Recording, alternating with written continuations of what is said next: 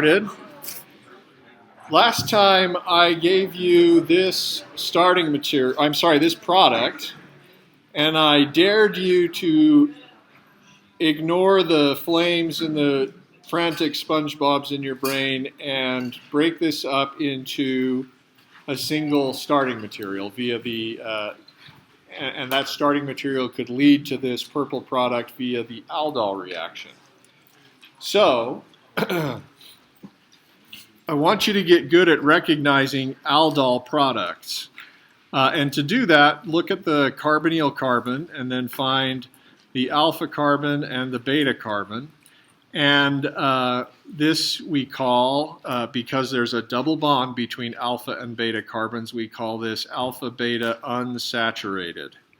Unsaturated refers to the carbons that don't have all the hydrogens that are presumably possible because they're involved in a double bond. So this is an alpha-beta unsaturated carbonyl compound, and it's an aldol product. So sometimes if you're not able to jump all the way back to starting materials, it can be helpful to just think back one step.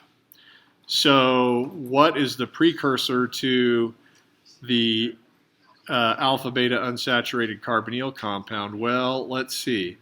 Immediately before that, we said is a beta hydroxy ketone, which is also an aldol product. We've said that either one is acceptable as an aldol product. We get the alpha-beta unsaturated carbonyl compound from the beta hydroxy compound by removing one of the alpha protons, the one that's alpha to the carbonyl, and then the resulting enolate has electrons here kick down and kick off the OH group. A negatively charged carbon is strong enough to remove the relatively poor OH minus group. Okay, and then sometimes it can be helpful to remind yourself about the types of bonds we make in an aldol reaction. We had a simple aldol product last time, and recall that in the beta hydroxycarbonyl compound, the bond we make is between alpha and beta carbons. The alpha carbon would have been the enolate, and the beta carbon would have been the electrophile. So that means we're going to break this bond, and this portion is going to be enolate, and this portion is going to be the carbonyl electrophile. So now let's split that up and draw it. Here's the enolate, and then here would be the carbonyl compound, and then of course that enolate would have come from this protonated starting material. All right? And if we wanted to draw that in a little bit more detail and count the carbons, there would be 7 carbons, and the carbonyls would be 6 atoms apart from each other. Well, let's see. No, the bond, the carbon that used to be the enolate is 6 atoms away from the carbonyl. So 1, 2, 3, 4, 5, and 6. Okay, so when you were looking at that, you might have been troubled because we normally do the aldol reaction under equilibrating conditions using OH minus as a base. And under those conditions, when you have 2 different kinds of alpha protons, you've been taught that under equilibrating conditions, you should form the more substituted enolate because it's more stable. And that was when we were considering a reaction where we were going to make the enolate, then add a superreactive alkyl halide such that the next step would be irreversible. The problem now for us, though, is that each of these steps from the aldol product, from the starting material to the aldol product, each of those steps in this direction are reversible. So it turns out that it doesn't matter which intermediate is more stable. What matters is which product is more stable. So I've shown you that we get this product, the 6-membered ring product, by, I won't draw the mechanism in detail, we'll talk through it. You remove the alpha proton to get this enolate. Then that enolate attacks the carbonyl carbon to give you a tetrahedral intermediate with a negatively charged oxygen. That negatively charged oxygen intermediate picks up a proton from water, and you get the beta hydroxycarbonyl compound. Then to get from that to the alpha beta unsaturated carbonyl compound, first a base removes that proton to give you an enolate, and then electrons on that enolate kick down and kick off the OH group, and that gets you to the product shown. All right, I'm going to erase at least some of that. How about the more substituted orange alpha proton?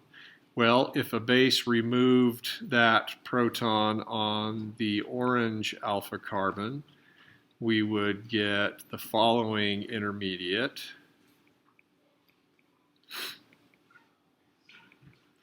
With a negative charge here. I'm going to keep the numbering scheme we used up above. And in this next step, we'll have the enolate attack the other carbonyl to give us a tetrahedral intermediate. Here is the new bond that we, oops, that's not what we wanted to do. Here is the new bond we made between carbons 3 and 6. Carbon 3 is still bonded to carbon 2. And then carbon 6 should be a negatively charged oxygen. Carbon 6 is also bonded to a methyl group, and then to carbon 5. Carbon 3 is bonded to 4, and 4 is bonded to 5. And then that negatively charged intermediate is going to pick up a proton from somewhere, probably water. Oops, I think we wanted a different arrow. And that would give us the aldol product, the beta hydroxycarbonyl compound, but that could go on through the through removing this alpha proton to make an enolate and then kicking off the OH group to give you the alpha beta unsaturated carbonyl compound.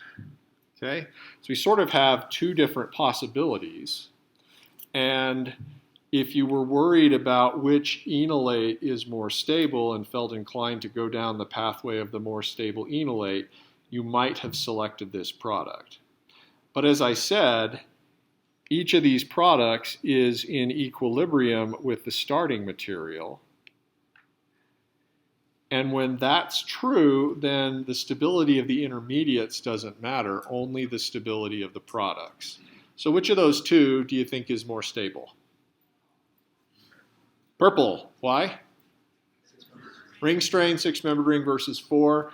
The strain in 6 versus 4-membered rings is substantial.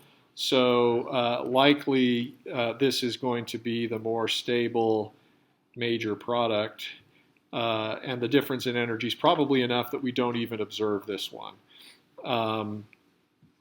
Basically what we've got going on here is an energy diagram where we have our starting material and OH minus here. We go over a hill to get a more stable enolate, which I guess would be the orange enolate. And then we could go over a higher hill to get a less stable enolate, the purple enolate. But in this case, because of ring size, it just so happens that the less stable enolate leads to the more stable purple product, whereas the more stable enolate leads to the less stable orange product. And so provided we have enough energy to fully populate this energy landscape and get from one energy well to another, the only thing that matters in determining our product is which is the most stable one. So the six-membered ring wins. Yeah? When is it important to look at the stability of the intermediates? When is it important to look at the stability of the intermediates? It has to do with what happens to the intermediates next. In this case, I've drawn this as way downhill, but basically there's enough energy to go back up and over. Before, the stability of the enolate intermediate mattered because once we added the alkyl halide, we went clear down there and we couldn't get back up. And so in that case, the enolate that we form more of is the major product. Yeah.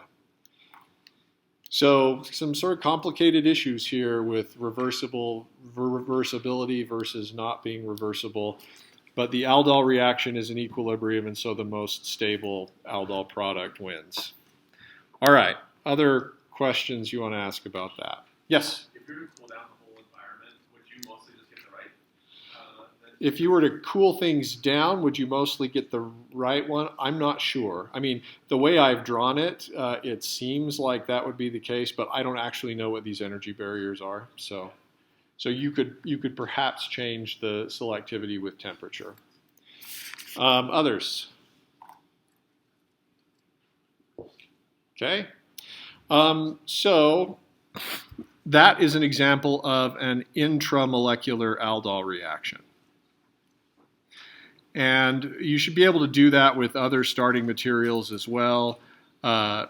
Imagine taking away one of these carbons and then seeing what the aldol product would be. Now we're going to talk about what if we want to make an aldol, a specific aldol product between two different molecules. That is, what if I want to use the purple starting material here as my nucleophile, and I want to use the orange starting material as my electrophile. I want to do this via the aldol reaction with like OH minus as my base, and the only product I want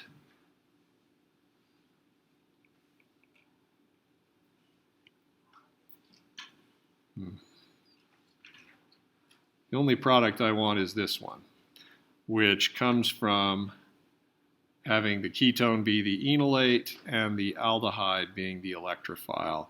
And this is the bond between alpha and beta carbons that we made. Okay. In what I draw for this example, during the first hour, I also drew in each case the alpha-beta unsaturated carbonyl compound.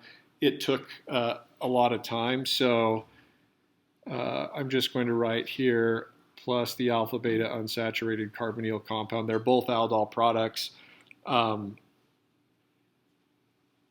But I'm not gonna draw them if that's all right. And on a predict the products question, I would allow either one of those to be the correct answer. You're never going to have to worry about which one it is. Either of them is going to be okay. And if I ask for a mechanism, you're always going to know where to start and where to finish, and so how to push the arrows will be clear from that. All right. The problem with this is that I only want the purple one to be the enolate, but I'm using a base that will only ever make a small amount of the purple enolate, which means that the purple enolate sees both, not only the aldehyde, but also ketone, right? So in addition to getting my desired product, and we'll call this a cross-aldol product because you're having two different molecules come together, we would also get the self-aldol product where purple ketone enolate reacts with purple ketone. We'll call that the self-aldol product, plus the alpha-beta unsaturated version. Okay? But that's not all. There's more. And that is that there's probably not a huge amount of selectivity between alpha proton to the ketone versus alpha proton to the aldehyde. In fact, the pKa of the aldehyde proton is actually lower than that of the ketone. So it turns out we're going to make, under those conditions, we're going to make some of this orange enolate as well. And then that's going to have the option to attack the orange carbonyl or the purple carbonyl. So we're going to get a whole other set of aldol products, which look like this. This is the cross-aldol product of the aldehyde as an enolate with the ketone as the electrophile, plus its alpha-beta unsaturated carbonyl compound, and then finally the self-aldol product of the enolate from the aldehyde and the aldehyde carbonyl as an electrophile. You see the challenge here. We've got two different parts that come together, and at either position we've got two options, so we get all four possibilities. And actually it's 8 if we go on to the alpha-beta unsaturated carbonyl compound. So we have two self-aldol products, two cross-aldol products, and we only wanted this one. So if you look at the differences between those molecules, it's unlikely that there's sufficient differences in like polarity that you could separate them via a chromatography experiment. And what that means is you've got a mess. And so this is a bad way to do chemistry if you want an aldol product between a specific enolate and a specific carbonyl electrophile. So there's a couple of workarounds that you can do. I'm going to show you the one that applies in this situation, and then I'll give you a couple of others. The workaround really that's the best is called the directed aldol, and the idea here is you make the enolate quantitatively, that means 100% yield, with LDA before ever introducing the electrophile.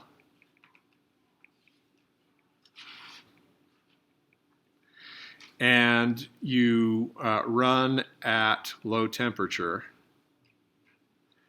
to prevent enolate exchange. I'll show you what I mean by that in a minute.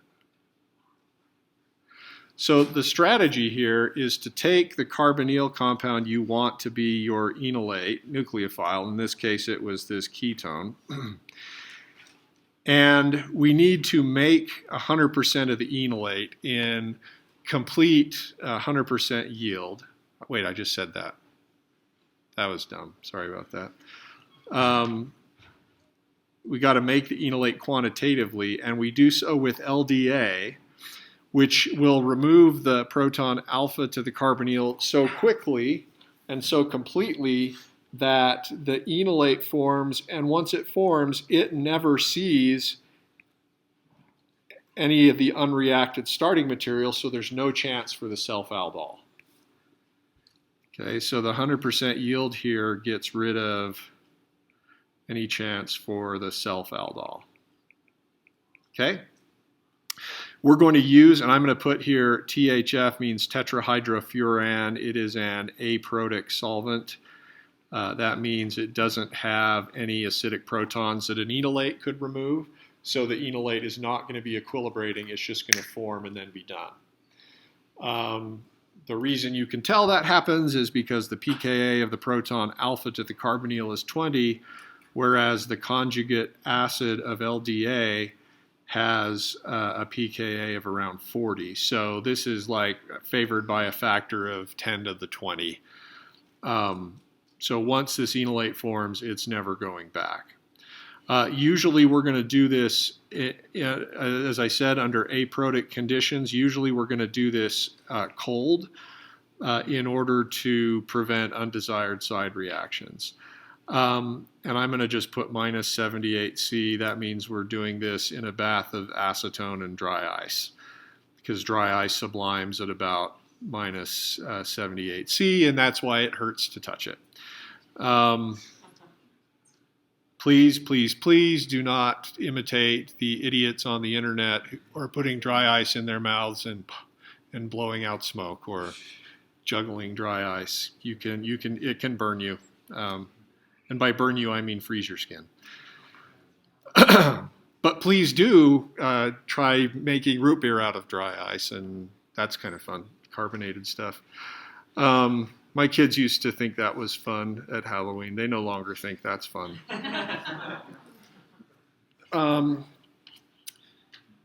Let's see.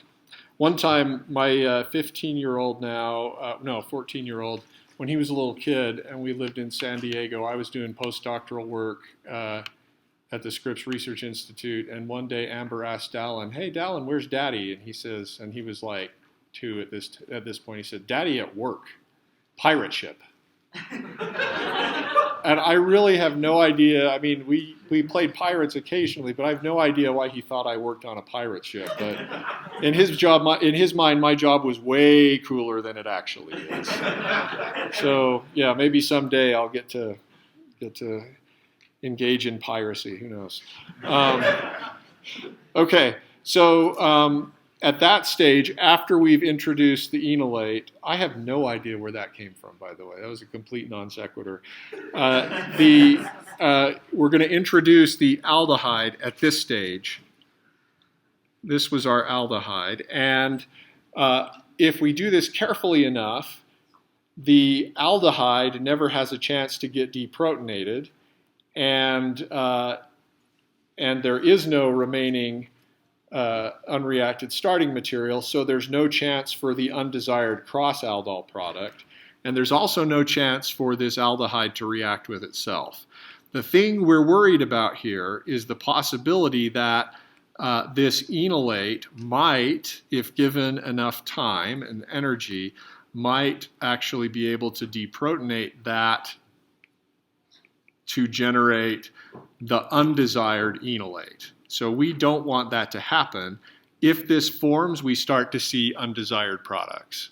So we're going to keep the reaction cold. That's why we're running it on dry ice, to prevent deprotonation of one compound by an enolate to give you another enolate. And that's what I mean by enolate exchange. But if we do this correctly, then we can make the desired crossed aldol product without any of the undesired side products. Okay? All right, questions about that approach? Yes? Question, why does keeping it cold make it so that the H doesn't get deprotonated? Why does keeping it cold make it so the H doesn't get deprotonated? I don't know. Often we think proton transfers are faster than carbon-carbon bond formations, so why does keeping it cold slow down proton transfer but not carbon-carbon bond formation? I don't know. My guess is that experimentally people tried this and said, well, what if we keep it cold? Then maybe that'll, and it worked. So yeah, I don't know. There's probably an answer to that. I just don't know it. Yeah. My hypothesis would be they just don't have enough energy to run into each other at the speed enough. Okay.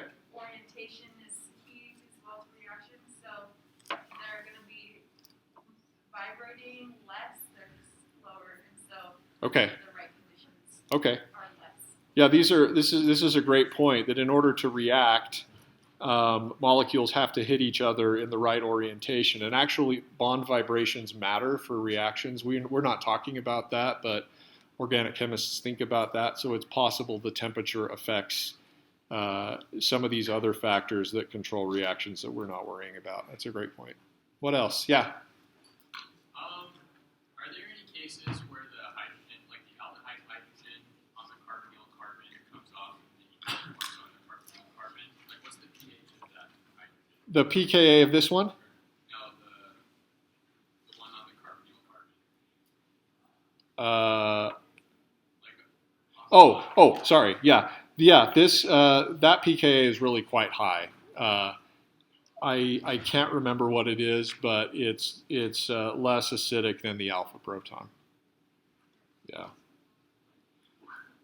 Okay. One of the reasons for that, by the way, is that this proton is held perpendicular to the pi bond here, and so if it's removed, the electrons in it are still held perpendicular to the pi bond. They're not stabilized by resonance at all, and so it's just like sort of a regular carbanion. And so yeah, the alpha proton's more acidic. All right, anything else? So the couple other workarounds are sort of cheating because they come with constraints that you may not want to accept. So one is use a partner without an alpha proton. So before I showed you an aldehyde that had an alpha proton, but if we make a small change to the aldehyde and put the benzene ring directly on the carbonyl, there's no alpha proton there. If you don't believe me, we can draw out the benzene ring, and there's no alpha proton there. So we can't make an enolate. This thing can't be an enolate. So then we don't have to worry about adding one. We don't have to worry about the prospect that this aldehyde will ever get deprotonated and start to act as a nucleophile. Instead, we can use that reactive partner with OH minus and make the desired enolate out of the ketone, and then our aldol product will be this.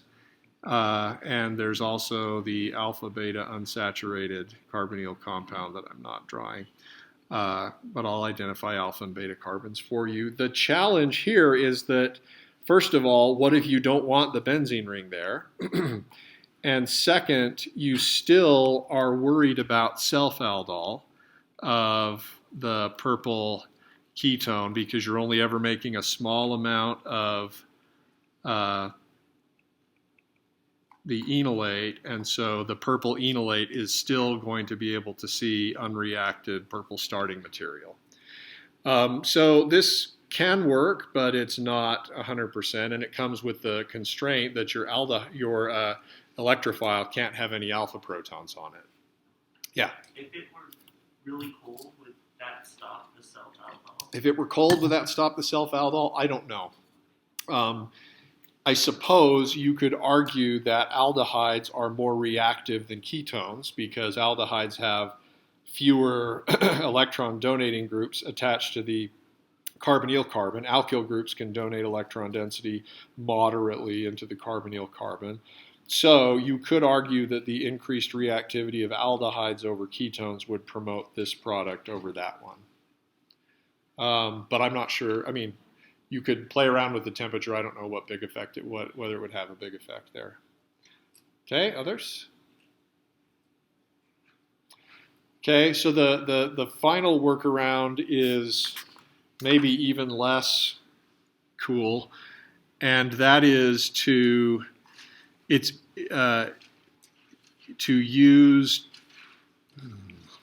Let me rephrase this. You're going to make your enolate from a carbonyl compound with especially acidic protons so that there's no contest as to who is the enolate. So the classic example of this is a beta dicarbonyl compound where you have a proton that's alpha to 2 carbonyls. This pKa of the proton here shown is 9. So it doesn't matter what else is in solution at the time. We'll make this, it doesn't matter what else is in solution at the time. You can use a base like hydroxide, and even that will be enough to completely and quantitatively make the enolate, where the negative charge is on the alpha carbon. And never will we make the corresponding orange enolate because this proton is so much less acidic than the one in between the 2 carbonyls. And you can tell this is about 100% yield because The water, which is the conjugate acid of hydroxide, has a pKa of 16, which means that this ketone is a much stronger acid than water, and equilibrium is going to favor the enolate product. Then, at that stage, you have 100% of this enolate. It never sees its unreacted self, so there's no self-aldol product. This molecule never gets deprotonated, so there's no self or crossed aldol product involving the orange as nucleophile. And then you can have your purple enolate attack the orange ketone to give you a tetrahedral intermediate. And I'm going to skip ahead a few steps in the mechanism just to show you the connectivity of the product. Here's the alpha carbon, and here's the beta carbon, and here's the new bond that we made. And we can get that product easily without any other sort of undesired products. Okay? So a few different strategies for doing this. Of course, the most versatile, if you don't want to have to sacrifice the presence of alpha protons, and you also don't want to use a beta dicarbonyl compound, the most versatile approach is to just use LDA to make an enolate quantitatively and then introduce the aldehyde. This is expensive and challenging to do, and sometimes the selectivity might not be that good if the reaction warms up, and even if it's cold, there are other, you still run the risk of this happening if there's any exchange of protons. All right. Anything else on that? All right, so I've told you that the aldol reaction, at least under the hydroxide conditions, is reversible. So it might be useful to think about how to draw that mechanism. Briefly, in the forward mechanism, we have a base remove the alpha proton to give you an enolate. And then that enolate reacts with another carbonyl compound to give you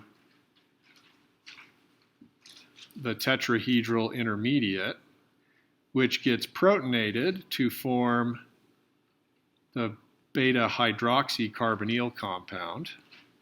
Those are all sort of intermediates along the way.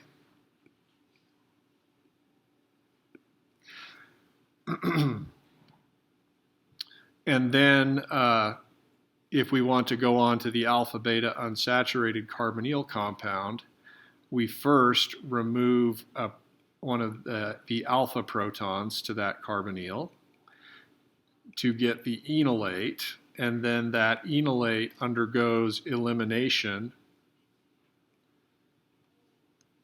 to give us the alpha-beta unsaturated carbonyl compound. And we would push the arrows this way. Base removes a proton, enolate attacks carbonyl, negatively charged intermediate picks up a proton from some source, perhaps the conjugate acid of our base or from water as an example. Then in order to get, and this itself is an aldol product, the beta hydroxycarbonyl compound, but if we wanted to move on and get the alpha beta unsaturated one, we would first remove this proton to make this enolate, and then in a second step we would do the elimination reaction and OH minus would leave. Okay? So that's the forward direction. Now, let's think about, and so this is called the aldol. Let's think about the backwards direction, or the so-called retroaldol, which I don't know if we're envisioning sort of like flowers and peace signs and whatever.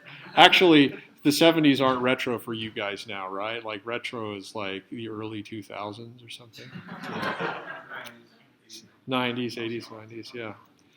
Getting old is weird. It'll happen to you too, but it's sort of bizarre. So students sometimes struggle with equilibria and pushing arrows for reactions going backwards. It's way less hard than you think because all the intermediates are exactly the same. All right? So I'm going to prove that to you. We're going to draw the intermediates first. Why are we doing this? Why are we going to redraw everything we just drew? I'm trying to make a point. And making points is what people my age do. All right, so we start with the alpha beta unsaturated carbonyl compound and OH minus. The next intermediate has to be the enolate. This is the principle of microscopic reversibility. If a reaction is reversible, the backwards direction has to involve the same intermediates as the forward direction.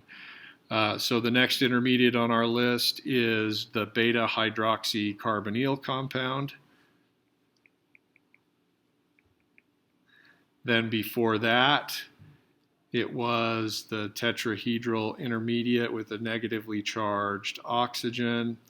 Before that, it was the enolate and the ketone. And before that, it was the starting ketone. Have I got them all? 1, 2, 3, 4, 5, 6. 1, 2, 3, 4, 5, 6. Okay?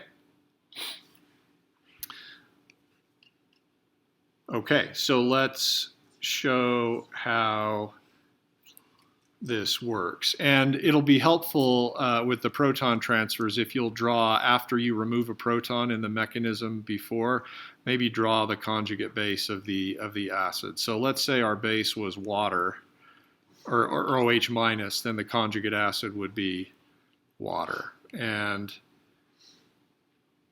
we'll do that again here and there.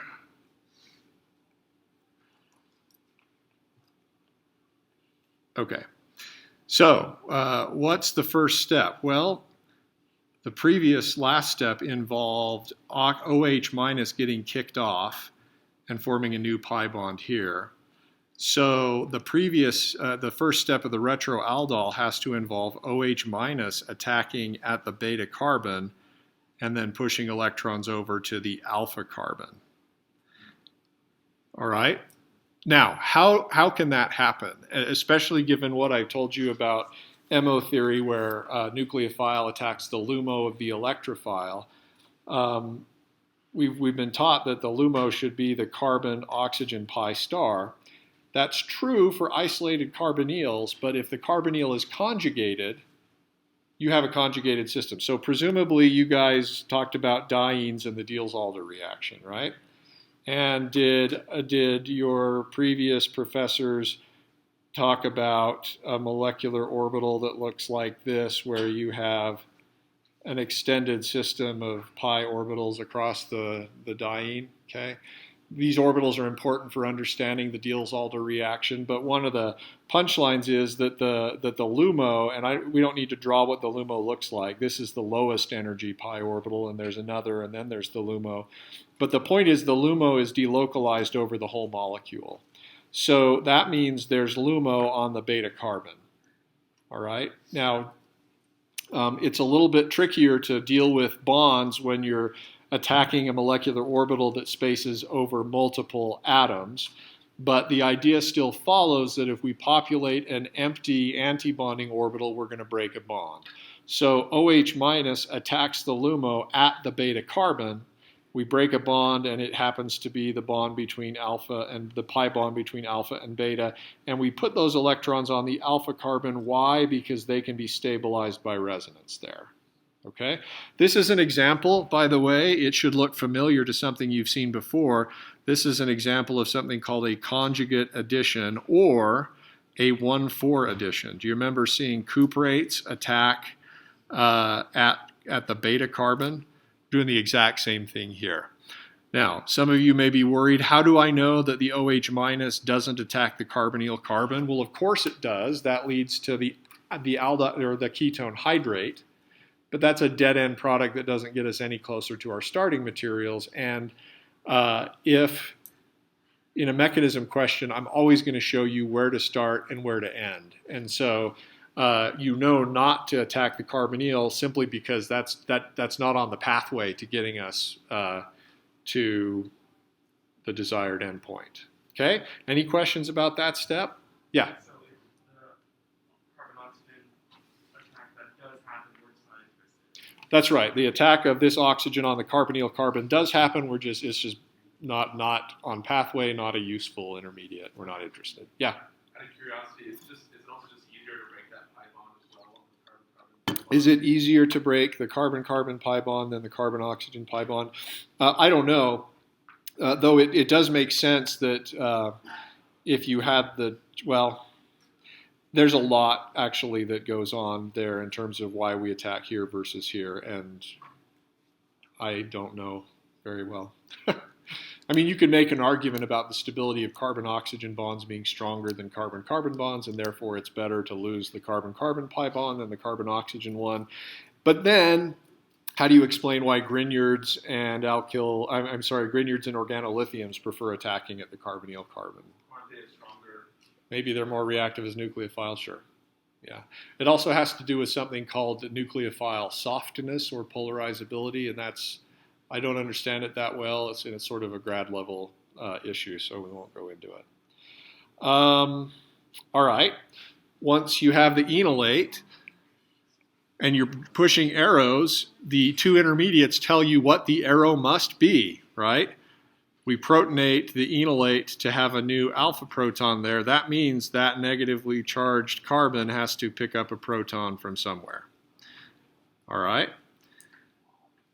Okay, well, now what's next? We have to get from the beta hydroxy carbonyl compound to the tetrahedral intermediate. Looking at the differences, that should involve just removing a proton from that beta OH group to give you that intermediate. Now, how about getting from this tetrahedral intermediate to the enolate? Well, it looks like I need to have electrons kick down and kick off the enolate. And a negatively charged oxygen is strong enough to kick off an enolate because the negative charge on the enolate is resonance stabilized. And then, to get to my final product, all I need to do is remove a proton from water, and that gets me there. Okay? Behold the retro-Aldol reaction, which is exactly the same as the forward Aldol reaction, only retro. It's like America, only south. You've seen up? Yeah. Anyway, okay, questions about that backwards reaction? Okay, go ahead. I was going to ask, so you start with the OH group, right? Uh-huh. Would you ever, and that just forms water by itself, but where do you get the water at the end of the reaction? Because presumably the solvent is water. If you're using hydroxide, that's not really soluble in organic solvents, so it's just sort of assumed that water's there. Okay. Yeah. Okay. So why worry about the retro-Aldol reaction? And the answer is it's important in metabolism. So I'm going to draw you an important intermediate in glycolysis. This is called fructose 1,6-bisphosphate. I'm not going to write the name down. It's in your text. It looks like this. That's a phosphate group. There's a couple OHs here. There's a ketone here. And then there's another phosphate here. This is a 6-carbon sugar.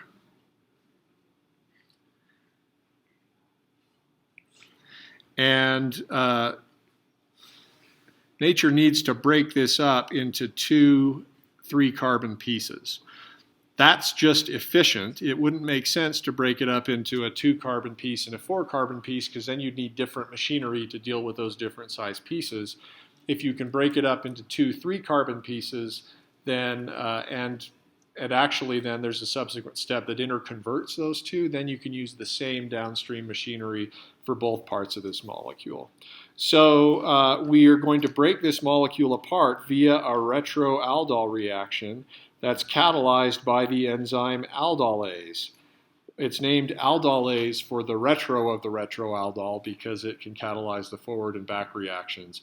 Enzymes don't care which direction it goes. They don't affect thermodynamics. They just affect how fast. So an enzyme will catalyze the reverse reaction in the same way that it catalyzes the forward reaction. That's why it's called aldolase, and there's a lot of enzymes in biochemistry that are frustratingly named for the reverse of the reaction you're interested in. So if we're going to break this apart via an aldol reaction, we need to look for an intermediate. We need to look for a structural pattern in this molecule that looks like one of these intermediates leading back to starting materials. And the one we're going to look for in this case, because there's no double bonds, is we're going to look for the beta hydroxycarbonyl compound. So here's our carbonyl. This would be alpha carbon. This would be beta carbon. There's an OH group on that beta carbon. And I might actually fill in the other proton that's on that carbon 4 implied but not shown. Remember, in the retroaldol reaction, it's this bond between alpha and beta carbons that we're ultimately going to break. So this is the bond that we're going to break. Remember that in the retroaldol reaction, the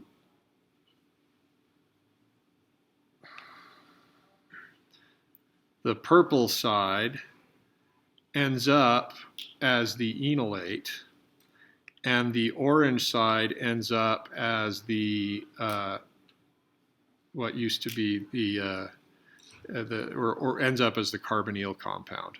Okay, so if we were doing this retroaldol reaction at this stage, we would need to show a base removing the proton from the beta hydroxy group. And then normally we would draw this intermediate with the negatively charged oxygen. Then we would show that kicking down to kick off the enolate. The thing is that in biology, sometimes one of the ways that enzymes work is they catalyze reactions via facilitating proton transfers. That was so wordy. I'm very sorry. Enzymes help with proton transfers. They can do that in a couple of ways. They can remove or add the proton first. That's called specific acid or base catalysis, followed by a slower step. Or they can remove or add the proton during, at the same time, as a slower step.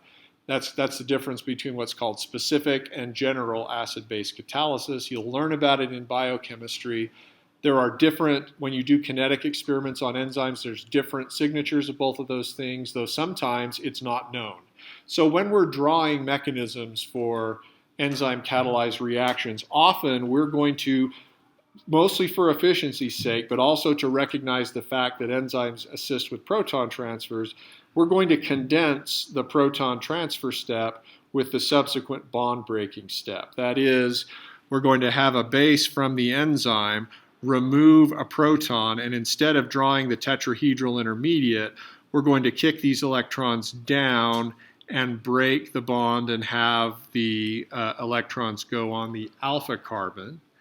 And that should give us this aldehyde as one of our products. And then on the other side, we should have this enolate, which could then get protonated to give you the neutral product. So I think we got to stop there. Go ahead later on and draw the protonation step. Actually, some people will add that protonation step here. I wanted to do this to demonstrate the retroaldol reaction, and we'll go from there next time. Have a good weekend, and I will see you Monday.